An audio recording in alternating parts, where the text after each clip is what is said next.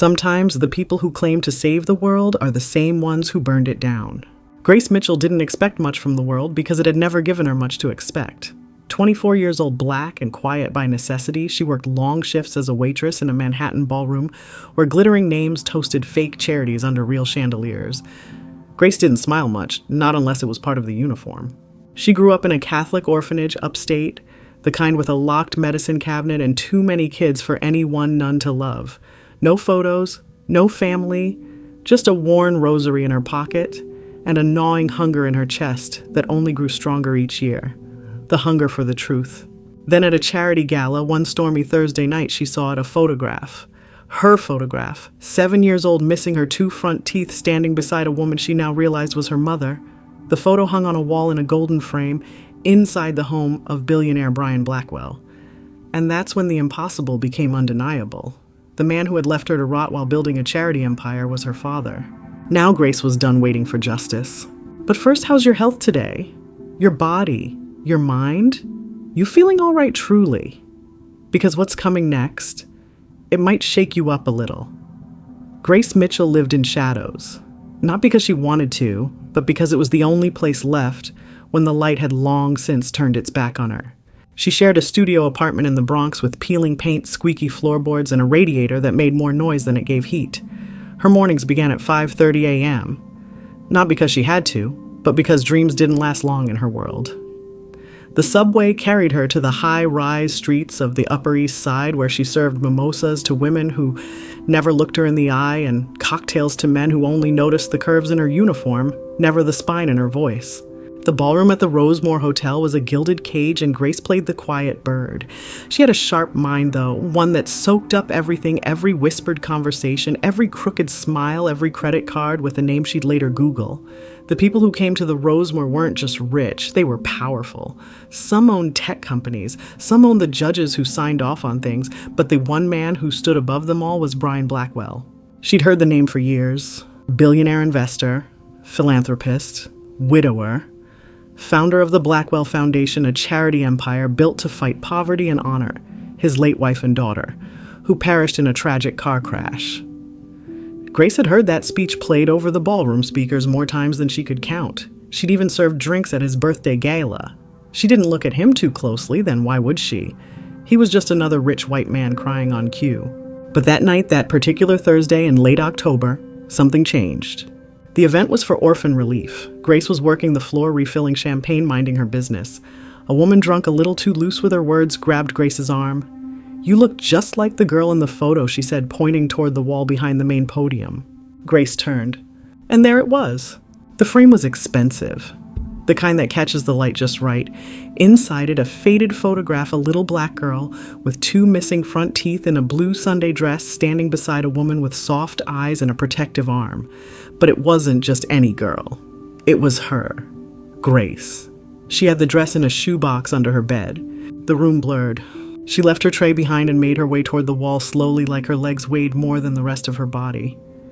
The woman in the photo, her mother, smiled a knowing smile, and the child she held was not someone else. It was Grace. That was her chipped front tooth, her scraped knee, her life. And standing just beside the photo, shaking hands with a New York State senator, was Brian Blackwell himself. Smooth suit, platinum cufflinks, smiling like the world hadn't ever known sorrow. Something cold broke open inside Grace, a truth that had lived too long in darkness.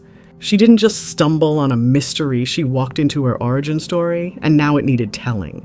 Grace didn't go home that night. She sat in the diner across from the Rosemore, her name badge still clipped to her collar, and stared at the steaming cup of coffee she never drank. She thought about the rosary around her neck, the one the nuns said belonged to her mother. She thought about Sister Agnes, the only one who cared enough to tuck her in at night. She remembered the words that echoed from her first day at the orphanage.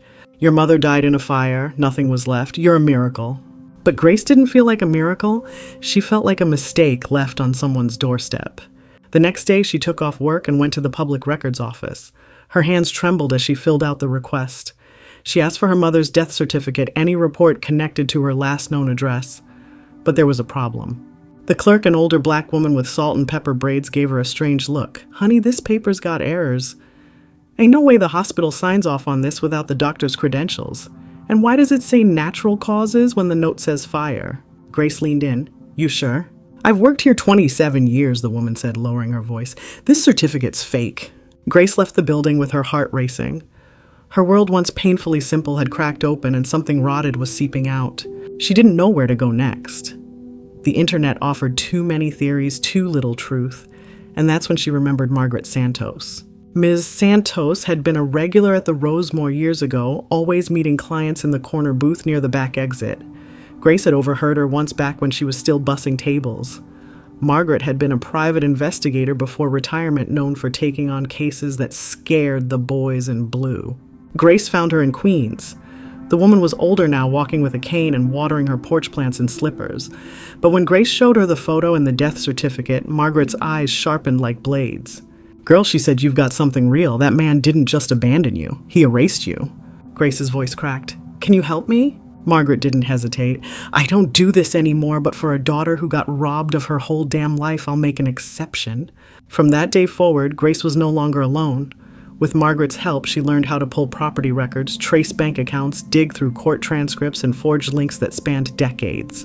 They found the old hospital nurse, who remembered a strange transfer in the middle of the night. They found insurance agents who'd been fired after processing a suspiciously large payout to Brian Blackwell 2 months before Grace was declared dead. They even found a retired lawyer who confessed on tape that he'd helped forge the adoption and death records in exchange for a cut of the payout. The puzzle was coming together, and the picture it painted was brutal. Brian Blackwell poisoned his wife, declared her dead from a fire, forged Grace's death too, claimed insurance money, built a fake charity using that story of grief, and left his black daughter to rot in a church-run orphanage while he became a saint in the eyes of the public. Grace didn't want revenge. She wanted justice, and for the first time she knew how to fight for it. Grace filed the lawsuit on a gray Monday morning. She wore her mother's rosary tucked beneath her blouse like armor. Margaret stood beside her as they entered the courthouse.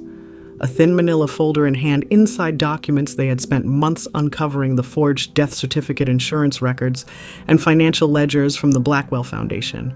All the dots connected. The photo, the nurse's testimony, the confession from the old lawyer. It was real. They had him. The lawsuit named Brian Blackwell as the defendant in a wrongful death insurance fraud, perjury, and child abandonment case. Grace didn't expect roses. She expected a fight. But what she didn't expect was how quickly the tide would turn against her. First, it was the press.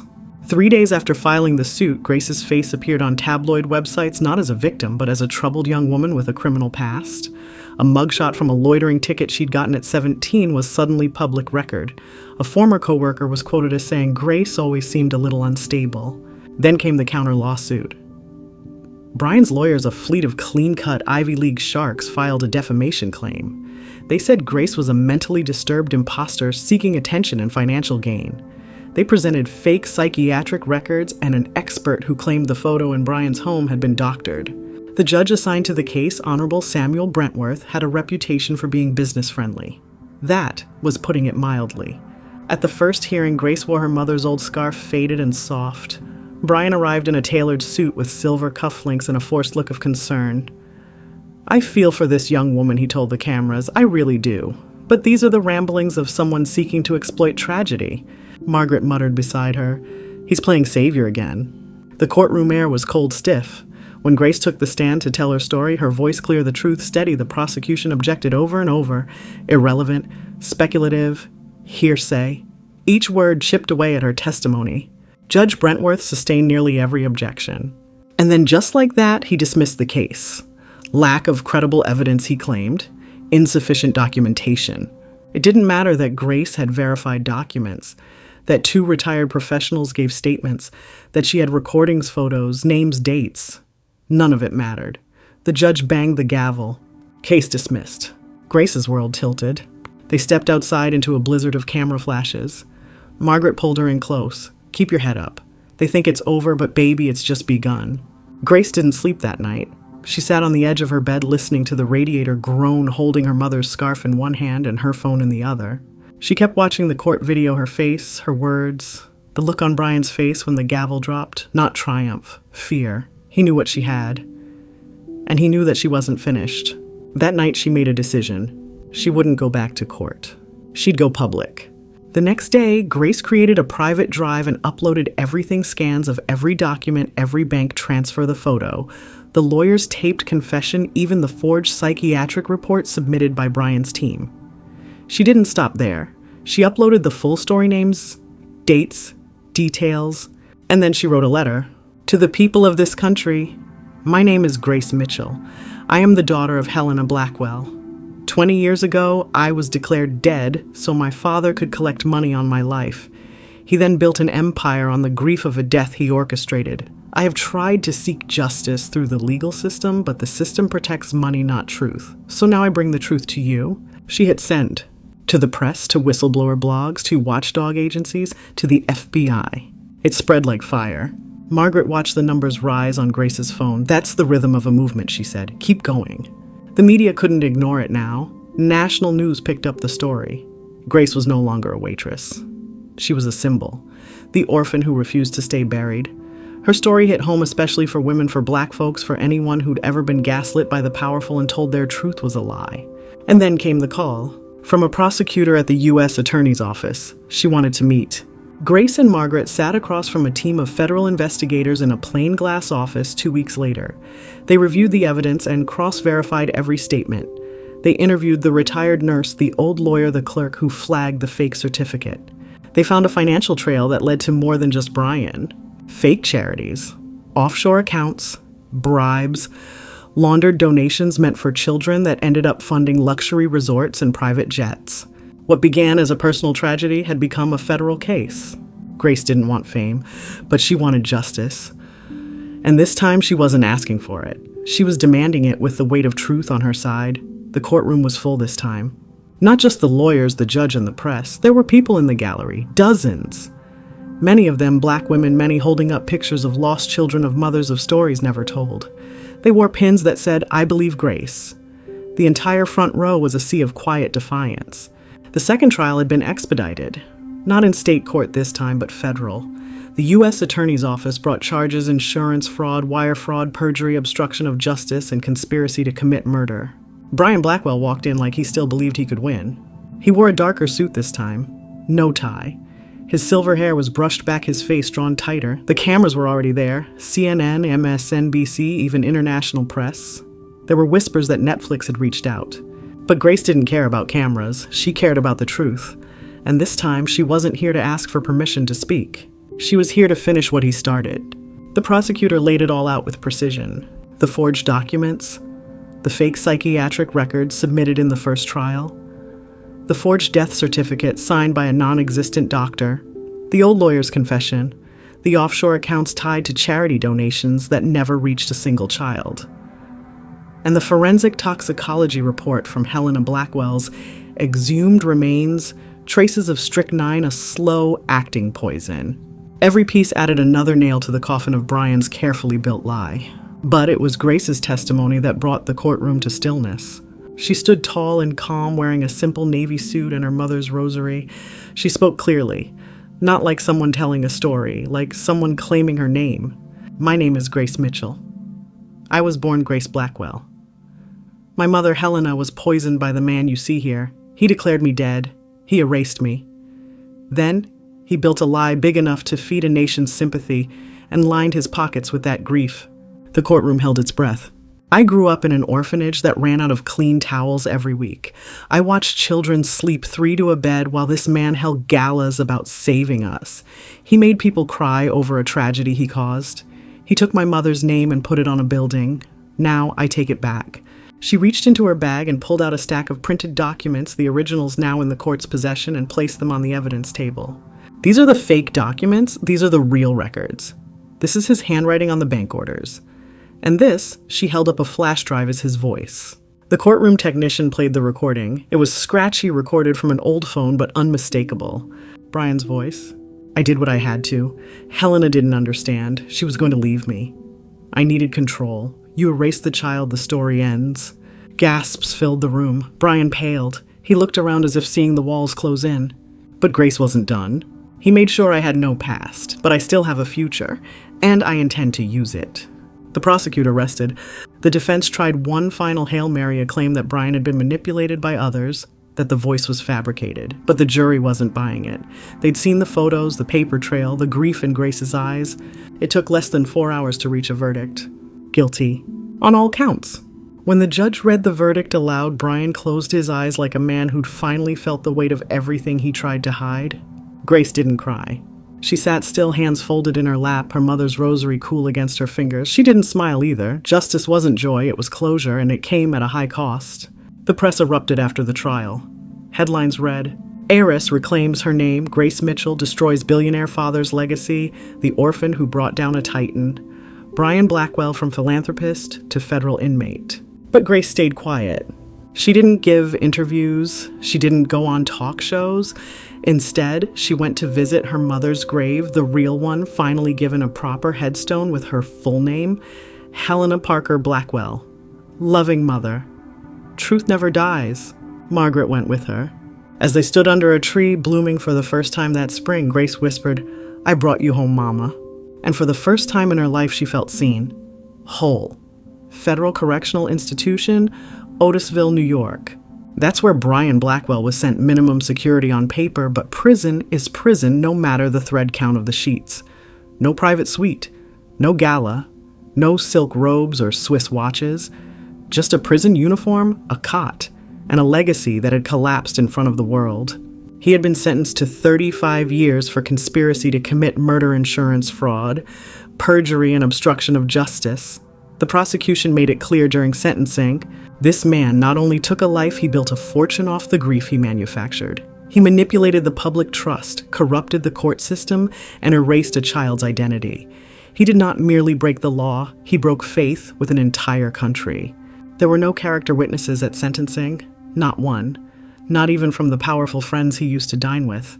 Blackwell's empire collapsed like wet paper. The Blackwell Foundation was seized by the federal government, and the name was stripped from every building it had ever stood on. Overnight, the glossy brochures became evidence, the smiling photos became exhibits, and the man once called a saint was now just another inmate wearing a number instead of a name. But Grace didn't go to the sentencing. She was busy starting something new. 6 months later, it was a cool spring morning in Harlem when the doors to the Helena Blackwell Foundation for Children and Families opened. A line stretched around the block, families, single mothers, foster parents, teenagers, aging out of the system. They came not because it was a photo op, but because they had heard what Grace had done, and more importantly, what she was doing. The foundation was not a charity in name only. It provided direct services, temporary housing, trauma counseling, job placement, school tutoring, and legal aid. No lavish balls, no middlemen, just healing. Margaret stood beside Grace at the ribbon, cutting her cane, tapping the pavement gently. "Your mother would be proud," she whispered. "I hope so," Grace replied, blinking back tears. The walls of the new building were painted soft blues and yellows. In the lobby hung a frame photo of Helena, not the same as the one from Blackwell's home, but a new one digitally restored from an old orphanage file.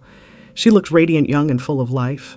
Underneath the portrait, a plaque read, "In honor of the forgotten, the erased, and the voiceless, may you always be seen." The foundation became a lightning rod for truth. Journalists, activists, and survivors began reaching out. A wave of whistleblowers came forward with their own stories. Other so-called philanthropists, politicians, CEOs who had used grief as currency. And Grace, though overwhelmed, didn't flinch. She created a whistleblower fund inside the foundation, offered resources, legal help, security. She even began working with schools to educate foster children about their rights. For the first time, kids like her, Black, orphaned, overlooked, were being given tools to fight back. And she didn't stop there. Grace filed a civil suit not for money, but to gain custody of her family's estate. It took another 6 months, but the court ruled in her favor.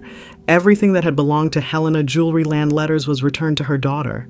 She didn't keep it. She gave her mother's house in upstate New York to the nuns who had cared for her, refurbished it into a safe home for girls who had nowhere else to go.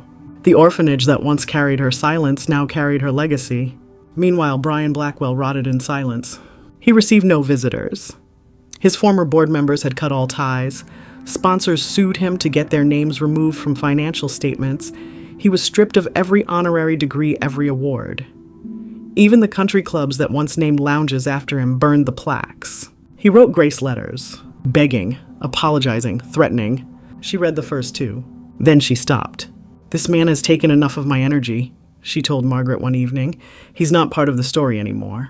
"You're damn right," Margaret said, sipping her tea. As summer turned to fall, the Helena Blackwell Foundation had served over 2,000 families. Grace now had a team of staff social workers, counselors, educators, and donors who gave without expecting galas in return. Churches began sending volunteers. Law students offered pro bono legal help. The foundation even launched a scholarship program called Unerased Funding Higher Education for Children from the Foster System. One afternoon, a young girl named Lila, 8 years old, bright-eyed from the Bronx, came running down the hallway with a crayon drawing in her hand. "I made this for you," she said, holding it up proudly. It showed 2 stick figures, one tall, one small, standing in front of a building with hearts floating over the roof. Grace knelt down smiling. "Who are they?" she asked. "That's me," Lila said, "and that's my new mommy." Grace's throat tightened. "You helped me find her." At night, Grace still wore her mother's rosary, not as armor anymore, as memory. Margaret stayed with her often. They made sweet tea, listened to Sam Cooke records, and talked about life. One night, Margaret said, "You know, some folks inherit power. Others take it, but you earned it with every breath they tried to take from you." Grace smiled softly. "I'm just getting started." It started with whispers, then ripples, then waves. 6 months after the launch of the Helena Blackwell Foundation, change was no longer just a dream held in Grace Mitchell's chest. It was real, and it was moving. The story had done what it needed to do. It had woken people up. And it wasn't just New York anymore. In Chicago, a black mother named Patrice Wallace came forward about a similar insurance scheme involving a private foster agency. Her son had died on paper at age 4. He walked into a police station at 19 and said, "I think I was stolen." In Atlanta, a white CEO of a nonprofit was indicted for laundering grant money through shell charities named after fallen youth. The documents matched tactics used by Brian Blackwell because Grace had made those tactics visible. In Oakland, a group of young black women, former foster girls like Grace, formed a coalition called Proof of Life. Their motto, "We were never gone. You just stopped looking." They credited Grace as the spark. And Grace, she kept her head down and her heart forward. The media kept calling. Oprah wanted an interview. The Today Show, CNN, 60 Minutes, they all reached out. Grace turned most of them down. "Let the story speak for itself," she told Margaret. But she did accept one invitation to speak at the National Orphan Advocacy Summit in Washington, D.C. It was her first time on a national stage, and she walked up to that podium with her mother's rosary in one hand and the other clenched at her side. "They called me dead, but I wasn't. They called me invisible, but I saw everything. I was 7 when they erased my name, and 24 when I carved it back into stone." Her voice cracked, but she didn't stop. "This story isn't just mine. It's every child who was silenced, every woman buried by a man's lie, every truth denied because it made someone rich." The crowd gave her a standing ovation that lasted 3 minutes. Afterward, people lined up, not to get an autograph, but to tell their truths. One woman whispered, "My sister disappeared in foster care in 1991. No one ever looked. A man said I thought I was crazy for thinking something was wrong with my adoption. Now I know I'm not alone." That's what Grace had done. She made the invisible visible. She made silence speak. The foundation kept growing. They opened 2 more branches, one in Detroit, one in Baton Rouge. Each one carried Helena's name. Each one hung the same plaque, "Truth Never Dies." The Unerased Scholarship sent its first class to college, 30 students each, with their own storm behind them. Some studying law, some nursing, some education, all of them touched by Grace's courage. One student, Darius, wrote Grace a letter. "I grew up in 9 foster homes, was told I'd be dead by 20. I'm 19 now, and I just finished my first semester at Howard. You're the first person I've ever called a hero." Grace kept the letter on her desk. She didn't like the word hero. She'd say I just did what needed doing. But others disagreed. One Sunday at a community event in Harlem, an elder approached her. Dressed in a deep blue Sunday suit, walking with the ease of wisdom, the man tipped his hat and said, "My name is Reverend Charles. I buried your mama, and I've waited 20 years to see someone lift her name back into the light." Grace's eyes filled. "You remember her?" "Baby," he said, "we all did. But none of us had the power. You gave us that back." Even in prisons across the country, something shifted. Men and women who had once donated to fake charities watched the trial from behind bars. Some wrote letters. One said, "I saw the girl I stole from. I saw her grow into a warrior. I don't deserve forgiveness, but I needed you to know I saw you. And at Otisville, Brian Blackwell's name was no longer whispered with reverence. It was muttered with disgust. He had gone from mogul to cautionary tale. No one wanted to sit with him. No one believed his denials. He walked the yard alone. Somewhere in that silence, he came face to face with the legacy he built and destroyed. Margaret, meanwhile, stayed by Grace's side. She officially joined the board of the foundation, and every Tuesday afternoon, she ran a Justice for Beginners workshop where she taught teenagers how to track down public records and question official narratives. She called it Truth Detectives. She'd clap her cane on the floor and say, Lesson 1, follow the money. Lesson 2, follow your gut. Lesson 3, don't let anybody tell you who you are. The kids adored her. 1 year after the trial, the city of New York officially declared June 9th as Grace Mitchell Day, not a holiday, but a day of remembrance and action. Schools offered volunteer opportunities at shelters. Families donated to trauma-informed charities. And across Black communities, her story became required reading. A film was announced, a biography published. But Grace remained grounded. She still lived in the Bronx, though a better apartment now with sturdy walls and sunlight in the mornings. She kept her old uniform from the Rosemore Ballroom in a box in her closet. Not as a reminder of pain, but of where she began. The closing scene was quiet. A child's laugh echoed through the lobby of the foundation. A counselor helped a teenager register for GED classes. Grace stood in the hallway, clipboard in hand, smiling softly. She walked to the front window and looked out over the block families walking home school buses, pulling away a corner vendor, handing out warm pretzels. This was it. This was the life she had saved, not just her own, but hundreds, maybe thousands more. She reached into her pocket and touched the rosary. Still here, Mama, she whispered. And we're just getting started. 5 years later, the world had changed. Not overnight, not neatly, but irrevocably. The name Grace Mitchell had become more than a name. It had become a symbol. A phrase whispered in classrooms, printed in textbooks, repeated in living rooms and courtrooms where children once sat invisible. Not a martyr, not a celebrity. Something rarer. A truth teller. The Helena Blackwell Foundation had grown to 11 branches nationwide. No big glass skyscrapers, no marbled lobbies, just homes with clean beds, warm meals, classrooms, and hope. In New Orleans, the foundation had converted an abandoned courthouse into a youth legal aid center named after Margaret Santos, who passed peacefully in her sleep just a few months before the ribbon cutting. The teens called it the Justice House. They painted a mural of Margaret on the wall, cane in one hand, magnifying glass in the other. On the opposite wall, a quote from Grace: "When they say you don't exist, show up louder." In D.C., a federal bill was passed, the Blackwell Reform Act. Co-sponsored by Congresswoman Angela Brooks, it targeted fraudulent charities, demanded greater oversight of foster care systems, and criminalized the falsification of death or custody records. Grace didn't ask for it. But when the bill passed, they asked her to speak at the White House. She wore a navy blazer and a pin with her mother's initials. On the podium were the words, "Built on truth. This law is not about me. It's about the children who are still waiting for someone to say their names. The systems that failed me, they still exist. But now we've cracked them open. And now you see them too." People wept, not from pity, but from awe. Not because she had survived, but because she had changed everything. Over in Otisville, Brian Blackwell aged fast. Once proud and polished, he was now gray and stooped, half blind in one eye, often talking to himself in broken, unfinished sentences. He had appealed twice, denied both times. In his 6th year of incarceration, he wrote one last letter to Grace. It never made it to her hands. Her legal team intercepted it, filed it away in a sealed envelope. She didn't ask to see it. Some wounds don't need reopening. Some chapters don't need revisiting. She told the press later, forgiveness is a personal road. But sometimes the best justice is silence. And silence was what Brian Blackwell received for the rest of his life. The children of the foundation were growing. Lila, the girl who once drew Grace in crayon, was now in middle school thriving. She performed in a school play called Unerased, written by former foster youth and funded by the foundation. The entire third act was based on Grace's story. At the final bow, Grace sat in the front row clapping with tears in her eyes. A teenage girl beside her leaned over and whispered, "I'm applying to the Unerased scholarship next fall. I want to study law, like you." Grace smiled. "Then you already belong." Even international groups began mimicking the model. In Johannesburg, a shelter was opened in Grace's name. In Haiti, a school named their library the Mitchell Center for Girls. In London, a black British MP referenced Grace Mitchell during a parliamentary debate about adoption fraud.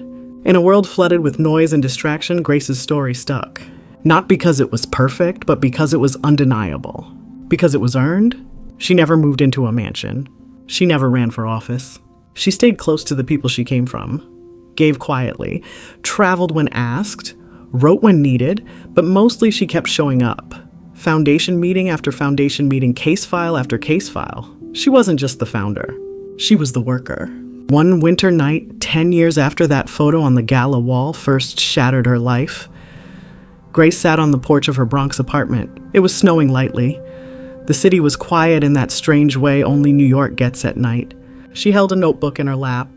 Inside it were the beginnings of a memoir.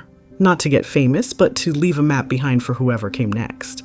The first line read, "I was erased once, but the truth has a memory longer than money and louder than power. It found me. And now I leave it for you." Grace Mitchell had not just survived injustice. She had dismantled it brick by brick and left behind something stronger than revenge. A legacy. One built not on money or pity or media flashbulbs, but on truth. On courage, and on the fierce belief that every lost name deserves to be reclaimed. Truth doesn't whisper forever. Eventually it shouts. And when it does, someone has to stand up and say, "I hear you." That someone was Grace Mitchell. She didn't come from wealth. She didn't have political connections. No famous last name, no special protection, just a memory, a photograph, and a fire that refused to go out. She took everything meant to break her and built something lasting. She didn't just reclaim her name. She reclaimed her mother's. She reclaimed the story. She reclaimed justice for all those who were told to sit quietly while the powerful rewrote the truth. Grace's journey reminds us that justice is not a courtroom victory, it's a daily decision. A decision to look deeper, to ask harder questions, to believe people who've been pushed to the edge. It's not about heroes swooping in. It's about ordinary people choosing not to be quiet anymore. And that includes you. If you read this and felt something rise in your chest, don't ignore it. That's the sound of your conscience waking up. Because somewhere right now a child is being erased. Somewhere a name is being buried beneath paperwork and lies. Somewhere a woman is being told to shut up, sit still, and let the men handle it. Don't let them. Speak, share, uplift, investigate, ask questions, show up. Support foundations like the Helena Blackwell Foundation. Mentor a child. Donate to shelters. Push for legal reform in your own community. And when someone tells you a truth that seems too painful to be re-listened anyway, Grace did not win alone. She had Margaret. She had strangers who believed her story. She had people who decided enough was enough. You can be one of those people. So let's keep this story alive. Like this story, if it moved you, share it with someone who needs to believe truth still matters. Comment below what part of Grace's journey spoke loudest to you. And most importantly, subscribe to the Black Women channel for more stories that honor, protect, and amplify voices that have too long gone unheard. Because Grace Mitchell isn't just a story. She's a mirror. She's a blueprint. She's a reminder that no matter how dark the past, the truth will rise, and so will we.